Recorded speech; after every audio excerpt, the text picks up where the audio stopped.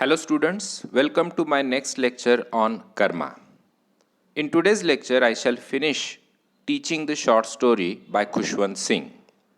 In my previous two video lectures, I dealt with the short story, and till last lecture we saw what happened in the short story. In the last lecture, we saw that Lashmi, Sir Mohanlal's wife, collects her luggage and she finds a place for herself in the Zenana compartment, which is at the tail end of the railway, of the train. So Lashmi finds a place for herself and she comfortably sits in her compartment chewing betel leaves. Lakshmi शांतपणे आपल्या कंपार्टमेंटमध्ये बसलेली आहे, पान खात ती बसलेली आहे. And sir Mohanlal did not make hurry when the train arrived on the station. ज्यावेळी ट्रेन स्टेशनमध्ये येते त्यावेळी सर मोहनलाल अजिबात गडबड करत नाही, शांत बसून राहतात. Then he orders the bearer to keep his luggage in the first class compartment and then the bearer tells sir Mohanlal that his luggage has been kept in his compartment. मग हे साहेब उठतात, वेटिंग रूममध्ये ते बसलेले आहेत आणि मग ते आपल्या कंपार्टमेंटमध्ये जायला निघतात. पण आपल्या फर्स्ट क्लासच्या कंपार्टमेंटमध्ये जाण्यापूर्वी there comes a thought in sir Mohan's mind. He thinks that who would be there in his compartment to talk to? Who would be he with traveling? He will be traveling with. आपल्या first क्लासच्या कंपार्टमेंटमध्ये आपल्याबरोबर कोण सहप्रवासी असेल असा ते थोडासा विचार करतायत. And yesterday we saw that only white people, the British people in those days would travel from the first class compartment. आणि मग सर मोहनलाल या ब्रिटिश लोकांसाठी, ही ब्रिटिश लोक स्वतःहून आपल्याशी बोलावीत यासाठी काय काय ट्रिक्स करतात हे कालच्या लेक्चरमध्ये आपण बघितलं. म्हणजे सर मोहनलाल काय करतात, इंग्लिश न्यूजपेपर द टाइम्स वाचायचं नाटक करतात. तो टाइम्स ऑफ इंडिया त्यांनी अनेकदा वाचलेला असतो, पण परत ते आपण टाइम्स वाचतोय असं दाखवतात. पेपरची घडी अशा पद्धतीने घालतात की त्या पेपरचं नाव समोर बसलेल्या व्यक्तीला, म्हणजे त्या गोऱ्या व्यक्तीला दिसेल. So naturally the white man would get interested or maybe he would also like to read the newspaper. मग ते काय करतात, सर मोहनलाल यांना विनंती करतात की मला ही तो न्यूजपेपर वाचायला देता का. आणि अशा तऱ्हेने कॉन्व्हर्सेशन सुरू होतं. आणि कॉन्व्हर्सेशन मग England, English language, English culture याकडं वळतं. मग सर मोहनलाल यांना स्वतःबद्दल बोलण्याची संधी मिळते की आपण ऑक्सफर्डमध्ये कसं 5 वर्ष शिकलो, तिथलं कल्चर आपण कसं अनुभवलं. आणि या गोष्टींवर बोलताना त्यांना खूप आनंद होत असतो आणि एक प्रकारे अभिमानही वाटत असतो. तर मुख्य उद्देश त्यांचा हाच असतो की आपल्याला स्वतःबद्दल बोलायला मिळावं, आपण कसे इंग्लंडमध्ये गेलो होतो हे सांगायला मिळावं. And he wants to impress the white man, the white people. Sir Mohanlal is not interested in Indians. He does not want to impress Indians. He wants to impress the British, the white people. He wants to tell them that, look, though I am an Indian, I studied in England for 5 years. म्हणून ते या वेगवेगळ्या tricks करतात. Newspaper वाचण्याचं नाटक करतात. ते जर फेल गेलं नाटक तरी त्यांनी गळ्यात घातलेला बॅलियल टाय आहे, विशिष्ट प्रकारचा टाय आहे, तो पाहून कदाचित हे ब्रिटिश लोक इम्प्रेस होतात आणि म्हणतात, अरे या भारतीय माणसाकडं बॅलियल टाय कसा काय, कारण तो फक्त इंग्लंडमध्येच मिळतो. मग कदाचित पुन्हा ते या सर मोहनलाल यांच्याशी बोलायला सुरुवात करतात की तुमच्याकडं बॅलियल टाय कसा काय. अशा पद्धतीने कॉन्व्हर्सेशन सुरू होतं. या दोन्ही ट्रिक्स जर फेल केला तर सर मोहनलाल आपली शेवटची ट्रिक काढतात, ते म्हणजे त्यांच्याकडं असलेले golden cigarette case. He opens the golden cigarette case and there are English cigarettes in his case. The white man sees the English cigarettes and is fascinated. जर त्या गोऱ्या लोकांना इफ ही स्मोक्स, जर तो सिगरेट ओढणारा असेल आणि त्या काळात अनेक गोरे लोक सिगरेट किंवा चिरूट ओढायचे पहा, तर हा गोरा माणूस अत्यंत अचंबित व्हायचा की अरे या भारतीय माणसाकडं इंग्लिश ब्रिटिश सिगरेट्स कशा काय, आणि पुन्हा कॉन्व्हर्सेशनला मग सुरुवात व्हायची. So these are the tricks that sir Mohanlal plays with the white men to attract their attention. His aim is to talk on himself. He wants to talk about his life, the days he spent in England, the language he has acquired in England, and then the white man compliments him that he speaks excellent English, or his English is flawless, brilliant. तुम्ही खूप अस्खलित English बोलता, तुमचं इंग्रजी एखाद्या British माणसाप्रमाणे आहे, अशा प्रकारच्या कॉम्प्लिमेंट्स त्यांना मिळतात आणि हे ऐकायला सर मोहनलाल खूप उत्सुक असतात. तर या सर्व गोष्टी किंवा इथपर्यंतचा भाग आपण लास्ट लेक्चरला पाहिला होता. आता आपण याच्या पुढचा भाग पाहूया. ही PPT मी तुम्हाला आज आपल्या व्हॉट्सअप ग्रुपवरती शेअर करेन. पण माझी तुम्हाला विनंती आहे, ॲडव्हाइस आहे की तुम्ही सर्वांनी हे लेक्चर्स पहा, ऐका, त्याशिवाय तुम्हाला हे युनिट कळणार नाही. या टेक्नॉलॉजीचा उपयोग तुम्ही अभ्यासासाठी करा, ज्ञान मिळवण्यासाठी करा. इंटरनेट चांगलंच आहे हो, पण त्या इंटरनेटचा वापर तुम्ही कशा पद्धतीने करता हे महत्त्वाचं आहे.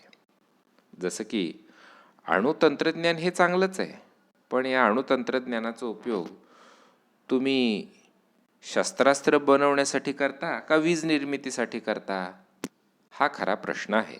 त्याचप्रमाणे इंटरनेट हे दुधारी शस्त्र आहे.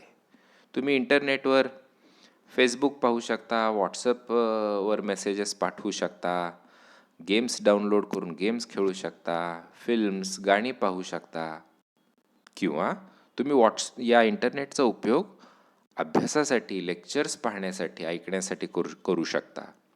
व्हॉट्सअप पाहणं, फेसबुक पाहणं वाईट नाही आहे, पण आपण किती वेळ त्यासाठी द्यायचा हे प्रत्येकाने ठरवायचं आहे.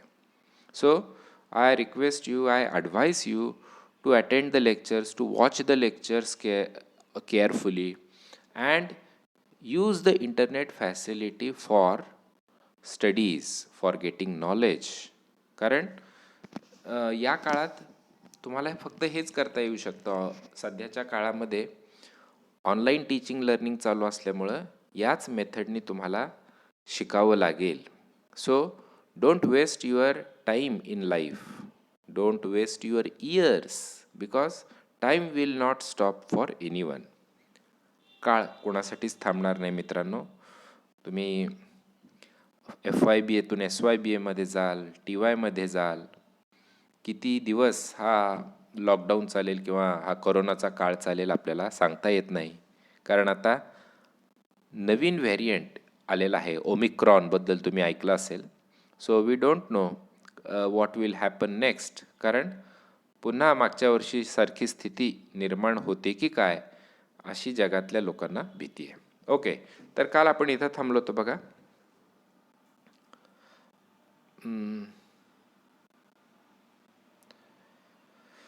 ओके, हां, इथून बघू आपण शेवटचे 2-3 लाईन्स बघू. So sir Mohan walk to his coupe with a studied gait. He was never dismayed. The compartment was empty. With a sigh, he sat down in a corner and opened the copy of the Times he had read several times before. साय करणे म्हणजे उसासा टाकणे. याचा उच्चार काय आहे? साय. दुधावरची साय, तो जो शब्द आहे ना, त्याच्यासारखा उच्चार आहे, पण त्याचा अर्थ काय? एक दीर्घ उसासा टाकणे, दीर्घ श्वास सोडणे. तर दीर्घ श्वास सोडून ते आपल्या कंपार्टमेंटमध्ये बसतात. The compartment is empty, there is no one to talk to, and he starts reading the Times which he had read earlier several times. Then हा नवीन पॅरेग्राफ आहे आजचा. Please pay attention to the screen. Sir Mohan looked out of the window down and Sir Mohan looked out of the window down the crowded platform. His face lit up as he saw two English soldiers trudging along, looking in all the compartments for room. तर sir Mohanlal आपल्या first क्लासच्या कंपार्टमेंटमध्ये बसलेले आहेत. खिडकीतून ते पाहतात तर त्यांना काय दिसतं? प्लॅटफॉर्म क्राऊडेड आहे, प्लॅटफॉर्मवर गर्दी आहे आणि थोड्याच वेळाने त्यांचा चेहरा उजळतो. हिज फेस लिटअप करणे म्हणजे उजळणे, आनंद होणे. तर चेहरा उजळणे म्हणजे काय? एक प्रकारचं तेज त्यांच्या चेहऱ्यावर येतोय, त्यांचा चेहरा चमकतोय. Because he becomes happy. Y?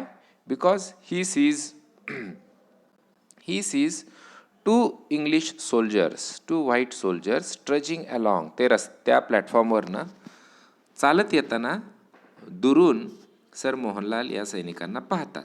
So as soon as he watches the two English soldiers he becomes happy because now there is possibility that these two soldiers will come to his compartment. They will talk to him and again Sir Mohan can impress them. तर हे दोन soldiers, English soldiers या रेल्वेतून प्रवास करण्यासाठी येत आहेत आणि ते काय करतायत? प्रत्येक कंपार्टमेंटमध्ये, रेल्वेच्या प्रत्येक डब्यात बाहेरून प्लॅटफॉर्मवरून खिडकीतून डोकावून पाहतायत. If there is any room. रूमचा अर्थ खोली आहे, पण इथं रूमचा अर्थ काय आहे? जागा. डब्यामध्ये, कंपार्टमेंटमध्ये जागा आहे का हे पाहण्यासाठी ते प्रत्येक कंपार्टमेंटमध्ये डोकावून पाहत आहेत. They had their haversacks slung behind their backs and walked unsteadily. हे दोन सोल्जर्स कसे चालत आहेत? अनस्टेडीली, सरळ चालत नाही आहेत, थोडेसे त्यांचे चालताना झोक जात आहेत. अनस्टेडीली चालत आहेत म्हणजे थोडीशी चाल त्यांची कशी आहे? एक प्रकारे ते पडतायत की काय, किंवा सरळ एका दिशेने एका रेषेत ते चालत नाहीत, थोडेसे वेडे वाकडे तिरके असे ते चालत आहेत. ते तसे का चालत आहेत आपण बघू नंतर, पण लक्षात ठेवा. तसंच त्यांच्या पाठीवर काय आहेत? हॅवरसॅक्स आहेत. म्हणजे पूर्वी सैनिकांकडे एक प्रकारच्या विशिष्ट सॅक्स किंवा बॅग्स असायच्या, हॅवरसॅक्स म्हणायचं त्यांना, पाठीवर अडकवल्या जायच्या त्या. So they have haversacks and they walk unsteadily. Sir Mohan decided to welcome them, even though they were entitled to travel only second class. आता सर मोहन काय विचार करतात की ठीक आहे, हे सैनिक जर आपल्या कंपार्टमेंटमध्ये आले तर आपण त्यांचं स्वागत करायचं, पण खरं तर काय आहे, या सैनिकांना फक्त सेकंड क्लासमधून प्रवास करण्याचीच परवानगी आहे. एन्टायटल्ड टू म्हणजे परवानगी असणे किंवा मुभा असणे. या सैनिकांना फर्स्ट क्लासमधून प्रवास करण्याची सवलत नाही. तरीसुद्धा हे सैनिक फर्स्ट क्लासच्या कंपार्टमेंटमध्ये येत आहेत. वेडे वाकडे ते चालत आहेत, चालताना त्यांचे झोक जात आहेत. आणि सर मोहन मात्र असा विचार करतायत की ठीक आहेत, ते येत आहेत ना आपल्या फर्स्ट क्लासच्या कंपार्टमेंटमध्ये, येऊ देत, आपण त्यांचं स्वागत करू, आपल्याला एक चांगली कंपनी मिळेल आणि आपण त्यांना आपल्या शेजारी बसून घेऊ, कदाचित असा ते विचार करत असतील. He would speak to the guard. ते असा विचार करतात की आपण गार्डशी बोलू, त्या रेल्वेच्या गार्डला आपण सांगूया की असू देत, हे सैनिक माझ्याजवळ फर्स्ट क्लासमध्ये बसले तरी काही हरकत नाही, कारण कंपार्टमेंट ऑलमोस्ट एम्प्टीच आहे. Then one of the soldiers, इथून पहा, one of the soldiers came up to the last compartment and stuck his face through the window. आता त्या दोन सोल्जरपैकी एक सोल्जर शेवटच्या कंपार्टमेंटमध्ये, म्हणजे सर मोहन जिथं बसले त्या कंपार्टमेंटमध्ये येतो. खिडकीतून तो आत पाहतोय. He surveyed the compartment and noticed the unoccupied berth. शब्द बघा, BERTH, त्याचा उच्चार आहे बर्थ. अशाच उच्चाराचा एक दुसरा शब्द आहे, तोही तुम्हाला माहिती आहे, बर्थ. बर्थ म्हणजे या शब्दाचा अर्थ आहे जन्म घेणे, BIRTH. बर्थडे हा शब्द तुम्हाला माहिती आहे, पण हा सुद्धा शब्द आहे बर्थ, याचा सुद्धा उच्चार बर्थच आहे, BERTH. आणि बर्थचा इथं अर्थ, BERTHचा अर्थ काय आहे तर रेल्वेमधील रेल्वेमध्ये मधील सीट्स, रेल्वेमधील बसायच्या जागा, त्याला म्हणायचं berths. So the soldier surveys the compartment and he notices that the seats in the compartment are empty, unoccupied. Unoccupied म्हणजे काय, कोणीही अजून त्या व्यापलेल्या नाही आहेत. ऑक्युपाय करणे म्हणजे व्यापणे, अनऑक्युपाय त्याच्या विरुद्ध, म्हणजेच काय, रिकामे असणे. या सीट सगळ्या रिकाम्या आहेत हे त्याला कळतंय. एर बिल, ही शाउटेड. 1 एर. आता हा सोल्जर आपल्या सहकार्याला हाक मारतोय. त्या सहकार्याचं नाव आता आपल्याला कळालंय. तो काय म्हणतोय, एर म्हणजे थोडक्यात अरे अरे बिल, असं म्हणून तो त्याला हाक मारतोय, थोडक्यात त्याला बोलवतोय. So he wants to tell his friend that look the berths are empty here, the berths are unoccupied. Last line पहा. His companion came up his companion came up, also looked in and looked at Sir Mohan. आता try to understand the situation. This is the first class compartment. Sir Mohan is sitting in the compartment. These soldiers come to the compartment and they are taking a look at the compartment from outside through the window. They notice that the compartment is empty, the seats are unoccupied, but there is only one man sitting in the compartment.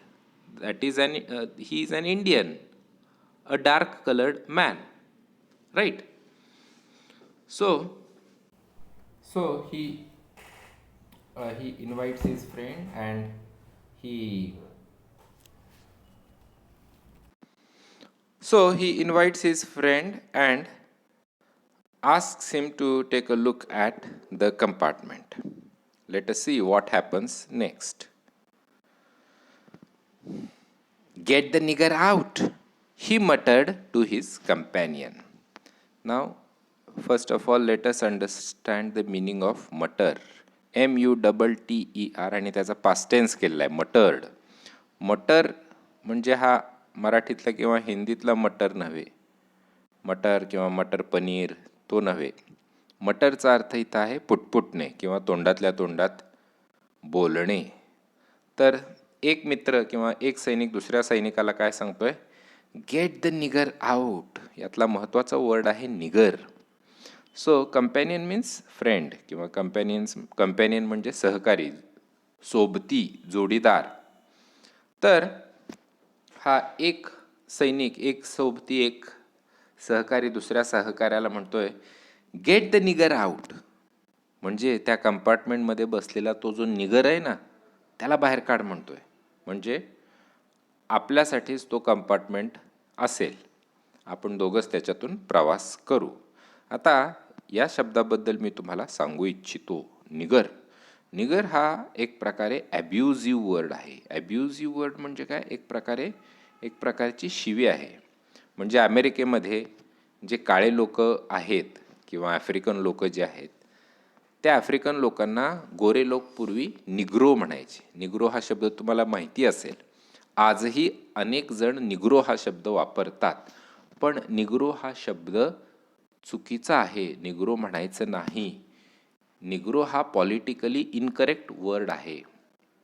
त्याच्याऐवजी तुम्ही black man किंवा black woman असं म्हणू शकता, African American म्हणू शकता किंवा African person म्हणू शकता, because most of the Africans are black in colour.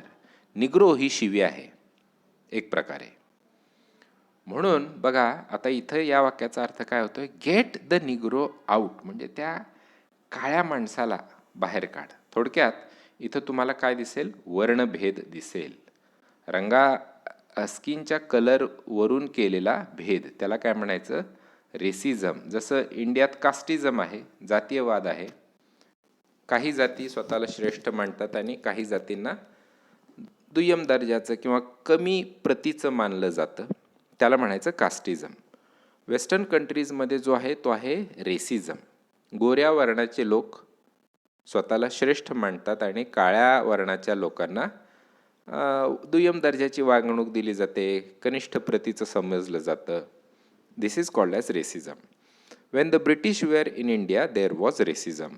The British thought that they are superior than the Indians, आपण रंगाने गोरे आहोत म्हणून आपण सुपिरियर आहोत, म्हणून आपण या भारतीय लोकांपेक्षा चांगले आहोत, उत्कृष्ट आहोत, म्हणजे ताकदीने, बुद्धीने, सगळ्याच बाबतीत आपण या भारतीयांपेक्षा सुपिरियर आहोत, ही जी भावना ब्रिटिश लोकांच्या मध्ये होती त्याला म्हणायचं रेसिझम.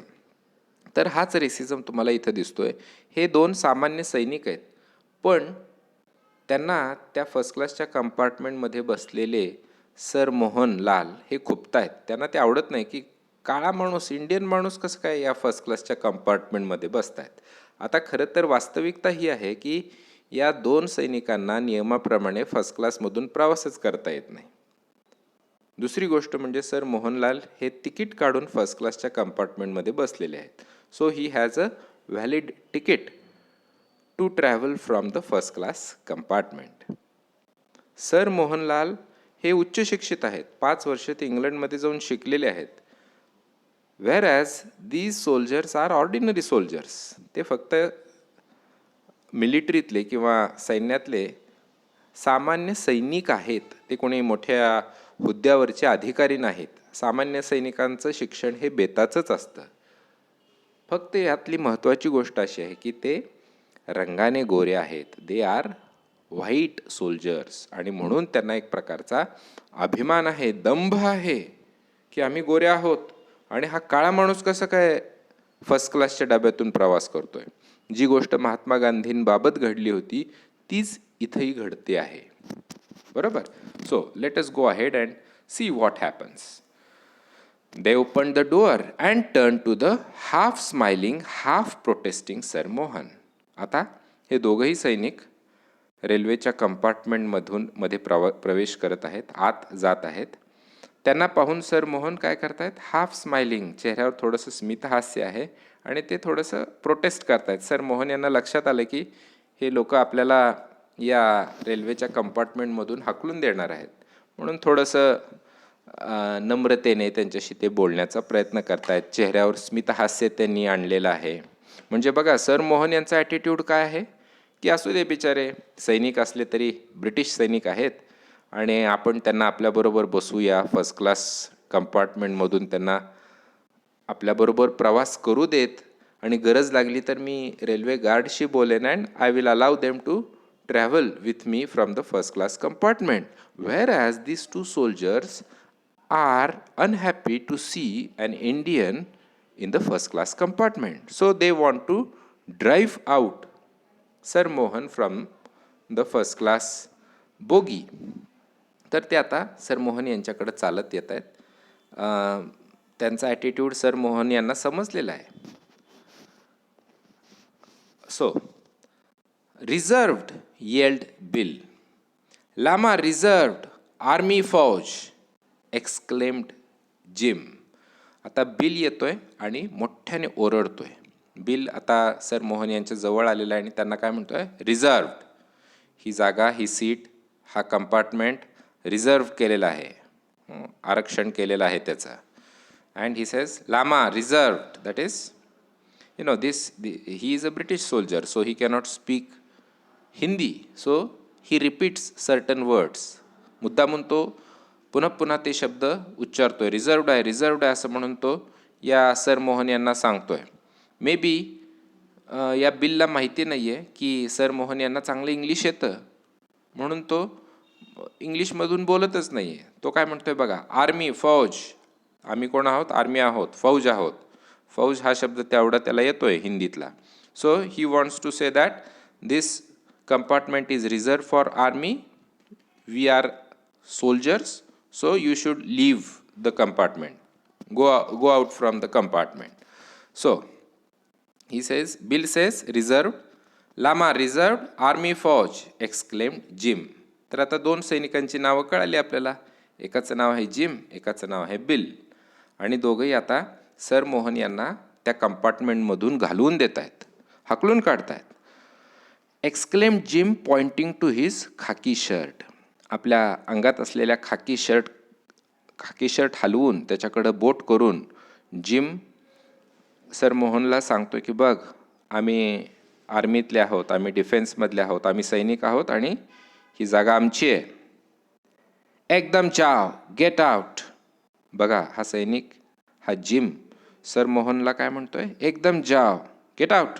थोडक्यात चल निघून जा इथून, या कंपार्टमेंटमधून निघून जा, चालता हो इथून, हा आमचा डबा आहे, ही आमची बोगी आहे.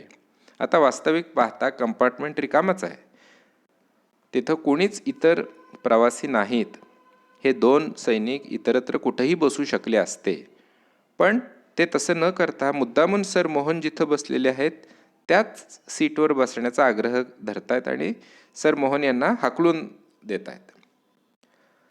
ना सर मोहन बघा काय म्हणतात. I say surely protested sir Mohan in his Oxford accent.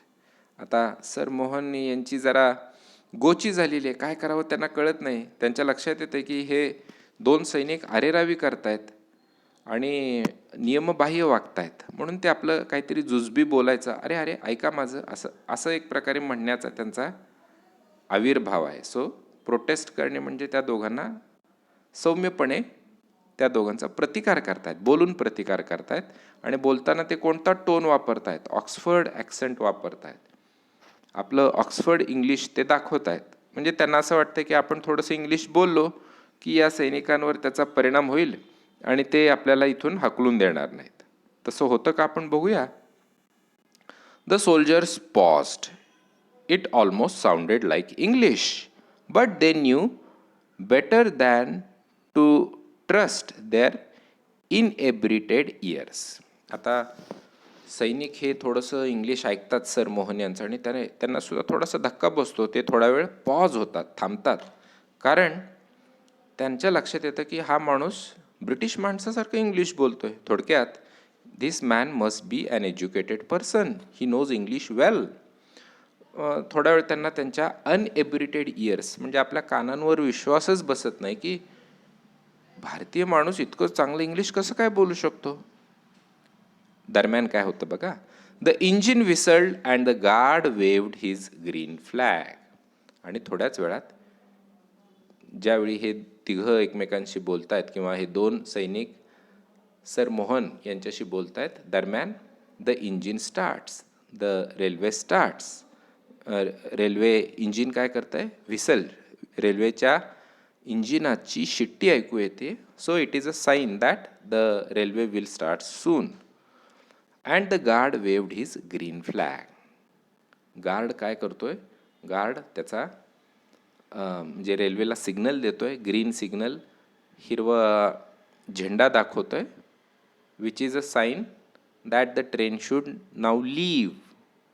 सगळं काही व्यवस्थित आहे आणि आता ट्रेन स्टेशनवरून निघायला हरकत नाही, अशा प्रकारे गार्ड सिग्नल देतोय. तर इथंच आज आपण थांबूया. I cannot finish the short story in this lecture. I shall send another video lecture on WhatsApp group on YouTube. Please watch it. तर आजच्या लेक्चरमध्ये मी ही शॉर्ट स्टोरी संपवू शकलो नाही. अतिशय थोडा भाग राहिलेला आहे, तो मी नेक्स्ट लेक्चरमध्ये मी याच्यावर अजून एक लेक्चर करेन. ते कदाचित 10-15 मिनटाचंच असेल, शॉर्ट लेक्चर असेल. ते तुम्ही पहा आणि तिथे आपली ही शॉर्ट स्टोरी कर्मा संपेल. Thank you for watching my lecture.